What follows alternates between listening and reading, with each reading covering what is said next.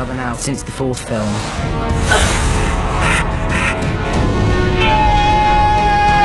Something's got to give. When everyone's life is on the line, these characters turn into these incredible kind of heroes. Give me Harry Potter. This and its none shall be harmed.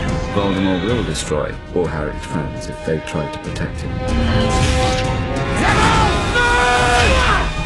Harry's going to have to be the one that deals with Voldemort. What greater bravery is there than to say, I will give my life for my friends? You can't give yourself up to him.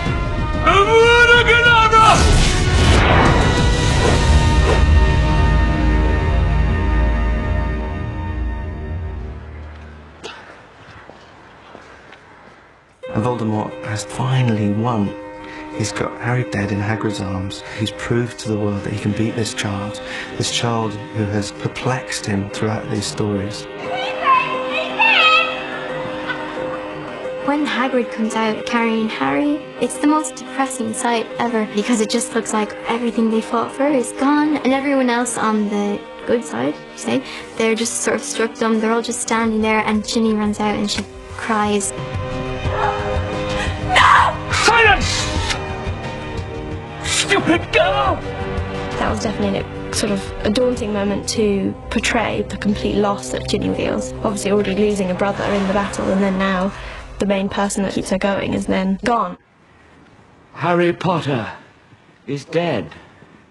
From this day forth, you put your faith in me. Voldemort has this speech of victory and relishes the defeat and makes a sort of propagandist case of Harry's cowardice and weakness. And I think a sort of kind of crazy thing is unleashed. And while you battled and fought courageously until you could no longer will yourself to stand, he had long since fallen on his knees. Rafe comes right up in front of me and he's telling us all to step forward and join his forces. And typical, myself and Dean Thomas, we're standing up to him. Don't ask us why. Are we standing our ground then when he's coming over towards us? Or? Well, I think we'll do whatever feels right in your tummy, honestly. But, you know, when Rafe kind of fixes you with those eyes, you just kind of... David came up to a few of us and had a talk about what we thought our characters would do. We decided that Dean and Seamus certainly would, as difficult as it would be, do their best to stand their ground. And I think that's right, I think they would. But, I mean, with Rafe in full flow coming towards you looking demonic and very terrifying, it wasn't an easy thing to do. I instinctively took a sort of step back. Again, eventually I found the courage for it. And we shot most of that in this sort of apocalyptic, destroyed Hogwarts. It looks like a set of a World War II movie. It's fantastic. The way they constructed the partially destroyed Hogwarts is absolutely staggering. You just think it's absolutely real until you touch it, and then you realise it's too warm to be solid stone. We needed somewhere for the great defence of Hogwarts to be played out. And so that courtyard has multiplied in size. It was always the idea if you'd read about them in the book and you didn't know how they were going to do them when you actually got there. And it helps the whole environment, you know, when you're working on the film, when you're trying to get into the character and stuff. It just helps, you know. It represents so much what we've been doing for the last 7 or 8 years, so emotions are coming easy, which is great for the scene. Draco! Draco is the first one of the good guys to sort of come over, so lots of evil glares from everyone around me. But obviously I don't really have a choice. My dad's sort of clicking his fingers saying, here, here. When it comes to the crunch, Lucius wants his son to stay alive, and he is distraught at the thought that Draco might rather die than join the Death Eaters. He's in turmoil, really. He doesn't quite know where the good side is the right side to be on. But unfortunately, his father and his mother take Paul Rank with him and pull him over back to the evil side. So, much to his unfavourable distaste, I'm sure he gets dragged back into Voldemort's side. And yeah, Draco and Narcissa, they don't really see themselves as being much use, so they go and let the battle commence, really. So yeah, flee to safety. And that goes to the heart, really, of the series, is the question, why fight? Why fight?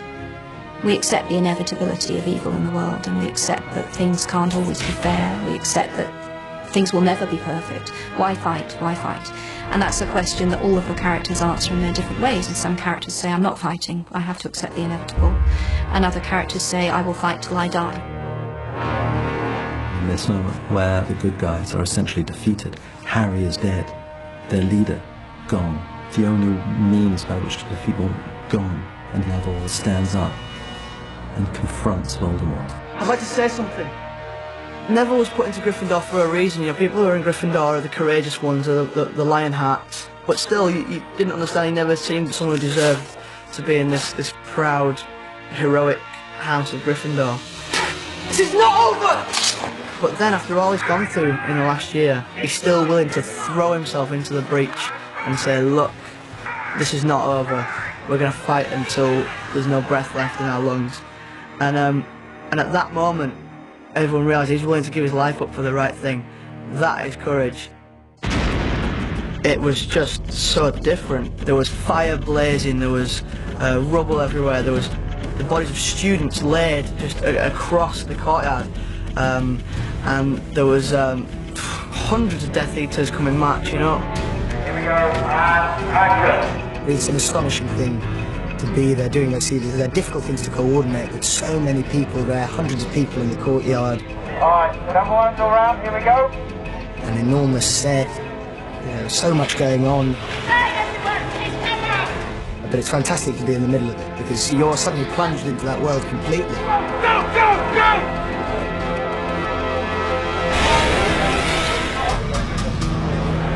Right, crew-wise, can we all back off for a minute, please? We've always had a massive crew, and it's always been a big film in terms of what we're attempting to achieve, but nothing compared to this year. You're just going to be on either side, one's on the ready, guys, okay? The battle's just finished, and they're just sort of staggering around. There's literally hundreds of school children and hundreds of Death Eaters, and then on top of that, the main cast, who are 47 on a call sheet. People have been working for months for this. And then David Yates says, okay, we're going to play this for real. And nobody stops until I say cut. Alright, let's stand by to shoot, please.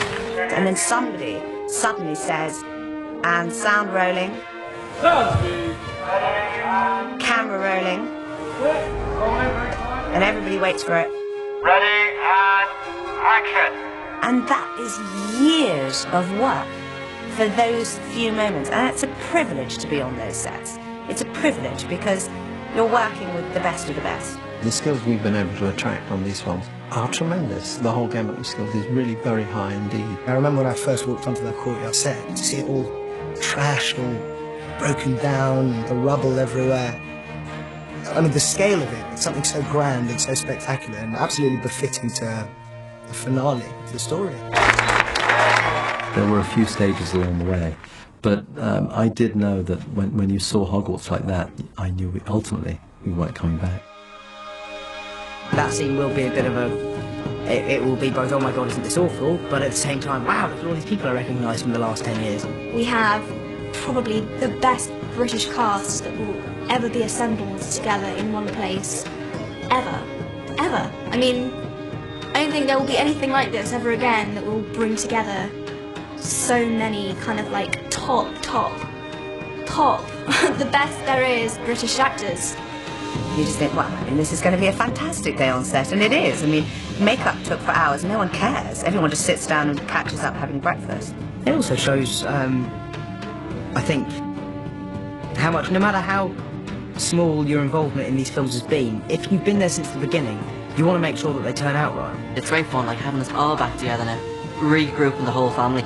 It's like your aunties and uncles and cousins and brothers and sisters all coming back together again for a reunion, and it's been amazing. I've really enjoyed every minute of it. Yeah, look at him. It's a hard life, isn't it? Yeah, I got my poncho on. I was just... This is it, you go Hollywood overnight. What's a poncho? What's a hot water bottle under there? Yeah, You're all right. I usually do, actually. Right, I've got one today. Someone needs to sort that out. I like your hair today. So. Cheers, mate. Looking genuine.